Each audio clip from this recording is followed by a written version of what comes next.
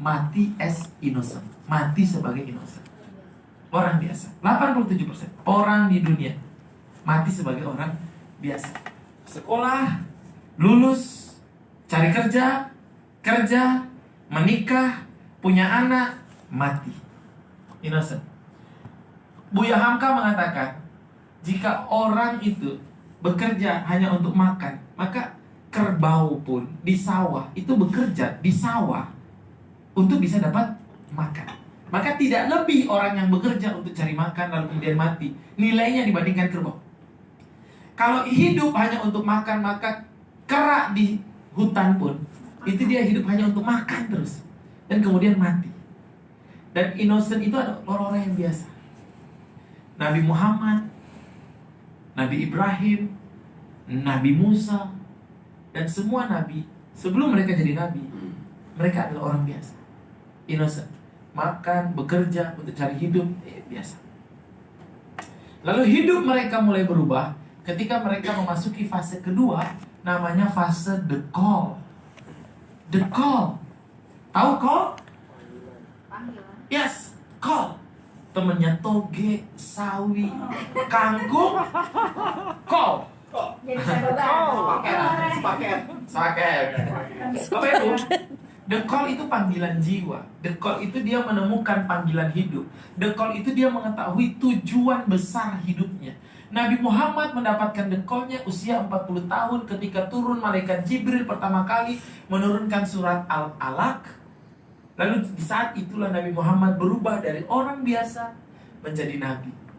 Dari orang yang hidup hanya untuk dirinya sendiri menjadi orang yang punya beban untuk menyiarkan agama Islam, mendirikan, membumikan kalimat tauhid, membuat agama Islam ini menjadi rahmatan lil alamin.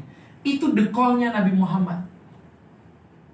Dan setiap pahlawan, mereka menemukan momen the call ini dan mereka mencari momen the call ini. Nabi Ibrahim untuk menemukan the call, apa sih, kenapa sih kita diciptakan? Dia mencari Tuhan.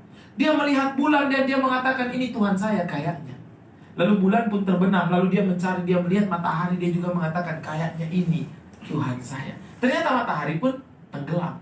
Dia mencari Tuhan, mencari jati diri, mencari sebenarnya kita sih diciptakan buat apa sih? Dan setiap manusia, dia harus menemukan the call-nya masing-masing. Kalau dia sudah menemukan the call-nya, untuk apa dia hidup, apa yang dia perjuangkan. Semakin besar dia memperjuangkan sesuatu, maka semakin besar kepahlawanannya dia. Kalau dia hidup hanya untuk dirinya sendiri, maka hidupnya kecil. Kalau dia hidup untuk keluarga, ya hidupnya berarti, bermakna bagi keluarga. Kalau dia hidup untuk masyarakat, maka dia berarti, bermakna untuk masyarakat. Kalau dia hidup untuk umat, dia berarti dan dia bermakna untuk umat. Semakin besar kontribusinya, semakin besar kepahlawanannya, semakin berat timbangannya di hadapan Allah. Amin. Kebaikannya. Maka pertanyaannya adalah, apa the call kita? Apakah kita mau jadi orang innocent, hidup jualan bumbu, mati setelah itu, misalnya kalau Bu Titin, atau hidup jualan bumbu dari uangnya, bangun masjid, bangun pondok pesantren, saya pengen bikin pondok yatim, menghidupi orang miskin, atau apa the call kita? Bikin yayasan yang menyantuni setiap hari, ngasih 5.000, 50.000 nasi box. Amin ya Allah. Apa the call kita? Mulai dengan 100 nasi box, 200 nasi box. Tapi the call kita harus kita tunjukkan, oke, ini tujuan hidupku. Sehingga nanti di hadapan Allah saya akan menjawab, kamu ngapain aja di bumi? Masa kita jawab, aku jualan bumbu pagi, siang, sore, malam, capek banget. Kan gak keren banget jawabannya. Tapi dari jualan bumbu aku dapat uang, aku bangun masjid, aku bikin pondok pesantren, aku bangun ini, aku bagi-bagikan, aku menyiarkan agama ini. Nah, itulah. Aku membantu orang miskin. Aku menjadi wakilmu ya Allah di bumi untuk memperbaiki khalifah.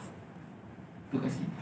The call kita apa? The call saya bikin pondok pesantren, bikin masjid, itu the call saya. Pondok pesantren saya alhamdulillah 3 sekarang. Masya Allah. Dan setiap tahun saya akan berusaha untuk bangun lagi. Itu the call saya. Dan itu Pak berdarah-darah Pak, ngeluarin uang pribadi saya. Ketika Bapak Ibu sudah menemukan call-nya, apa mission statement personalnya? Personal mission statement. Misi personal Bapak Ibu dalam kehidupan. Setelah Bapak Ibu menemukan apa tujuan hidupnya, menemukan apa the call-nya, maka Bapak Ibu akan melalui fase ketiga, namanya fase storming. Storming. Apa itu storm? Badai. Badai ya? Badai. Badai namanya storm itu badai. Bapak Ibu harus siap-siap ketika Bapak Ibu punya niat, punya tujuan, punya keyakinan. Maka Bapak Ibu akan siap-siap dikasih ujian. Dalam surat Al-Ankabut ayat 1, ayat 2, Allah mengatakan, apakah manusia mereka mengira mengatakan bahwa mereka beriman, mereka yakin tanpa diuji. Maka setiap keyakinan itu pasti diuji, setiap tujuan itu pasti diuji, setiap impian itu pasti diuji. Dan semua orang pasti diuji ketika dia punya impian. Semakin besar impiannya, semakin besar tujuannya, semakin besar ujiannya. Semakin besar ujiannya. Maka itu fase storm. Nabi ketika jadi innocent, gak ada storm. Semua orang seneng sama Nabi. Nitip duit, nitip emas, semua orang seneng. Golden boy di masyarakat Quraisy. Golden boy. Tapi setelah dia jadi Nabi, storming, Pak. Keluarganya, pamannya membenci. Siapa pamannya? Abu Lahab. Keluarganya tidak suka. Orang-orang yang tadi temennya, dan bahkan temennya itu disiksa. Bilal ditindih pakai batu besar, di bawahnya ada pasir panas-panas. Ada Yasir dan keluarganya dibunuh sekeluarga. Mereka diintimidasi. Mulai storm, badai. Badai itu hanya datang ketika kita punya keyakinan untuk kita lakukan. Ketika kita mau untuk menjadi sesuatu, baru badai datang. Jadi kalau hidup kita terlalu sederhana, itu karena kita nggak punya niat yang besar. Kita nggak punya the call. Maka semua orang yang punya the call harus siap untuk menghadapi storm. Surat Al-Ankabut. Lalu ketika Nabi mendapatkan storm, ujian yang sangat besar, untuk bisa keluar dari ujian, kita harus masuk fase berikutnya, namanya forming. Formasi, bentuk formasi. Cari orang untuk bantuin kita. Nabi ketika dalam kondisi yang sangat berat di kota Mekah, Nabi berdoa supaya bisa bebannya terkurangi. Apa doanya? Salah satunya, ya Allah, berikanlah saya satu di antara dua Umar. Umar bin Hisham atau Umar bin Khattab. Dia membangun tim. Dia membutuhkan orang untuk membantu perjuangannya. Begitu pula Nabi Musa. Nabi Musa minta, ya Allah, berikanlah di sisi saya saudara saya Harun. Jadi Nabi Musa minta orang, Bapak Ibu. Kita hari ini punya ujian dalam hidup, dalam bisnis. Minta orang, bangun tim. Rasulullah itu Masya Allah, timnya 4, Bapak Ibu. 4 orang utama, Abu Bakar, Umar, Utsman, Ali. Utsman ibarat dalam perusahaan nih Bapak Ibu, bagian operasional, ya, bagian keuangan, bagian SDM, sama bagian marketing. Bapak Ibu tahu nggak siapa bagian marketing? Ibaratnya ya, di zaman Rasulullah itu bagian marketing itu Abu Bakar. Abu Bakar ya. Abu Bakar tuh hebat dalam closing orang. Abdurrahman bin Auf di closing sama Abu Bakar, Pak. Masih Islam. Orang-orang hebat di closing sama Abu Bakar. Marketingnya. Bagian operasional Ali. Mau hijrah pindah Ali. Kamu yang gantiin saya tidur. Oke? Bagian SDM yang bikin orang takut Umar. Takut Islam. Bagian keuangan, Pak, yang dermawan. Siapa? Utsman. Punya dia. Masya Allah ya. Udah dicontohkan sama Rasulullah ya. Jadi tim itu harus Saling melengkapi. Minim 4, biasanya sih maksimal 4 sih. Kalau sama Allah didatangkan orang, karena ujian besar. Lah kita dapat ujian nggak mau membangun tim, nggak mau Coach ngajak orang. Fitra Kita Jaya lebih Saleh. dapat dari Rasulullah. Nanti kita tag ya, Fitra Sesuatu Jaya aja. Saleh. Bisa, Bapak. Kita harus bangun tim agar bisa selesai dari forming. Kalau kita sudah bangun tim dan tim kita sudah terbentuk, manajemennya jadi, Pak, baru kemudian kita berhasil. Fase berikutnya, Pak, namanya celebrating.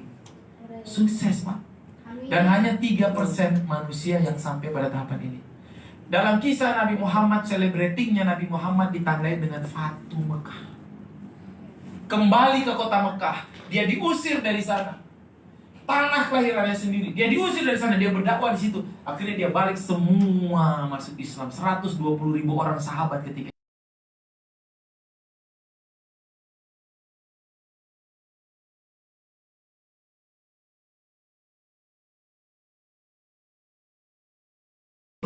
wal fath, dan apabila engkau melihat pertolongan Allah sudah datang dan kemenangan sudah tiba. Wa ra'aitan nas, dan engkau melihat manusia yadkhuluna fi dinillahi, mulai masuk ke dalam agama Islam ini afwajan, berbondong-bondong.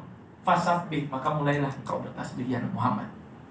Bismi hamdi rabbika wastaghfir, dan sebutlah nama Allah dan mulailah banyak-banyak beristighfar. Nabi Muhammad sudah mulai dipanggil ini terakhir. Innahu kana Tawwab. Allah Maha Penerima taubat.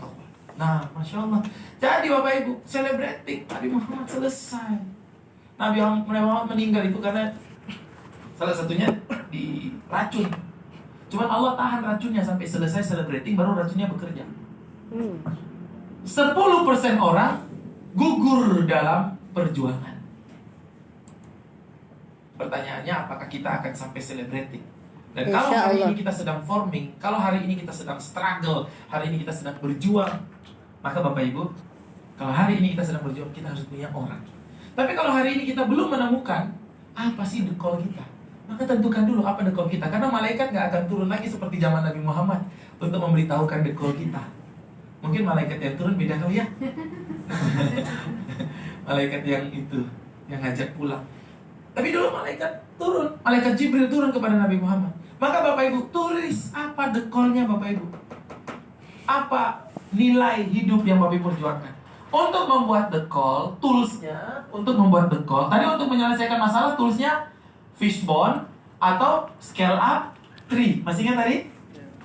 Makan Oke ya, kaca. Itu sekilas tools untuk aja. menyelesaikan Cuma buat tahu ya. Thank you. masalah.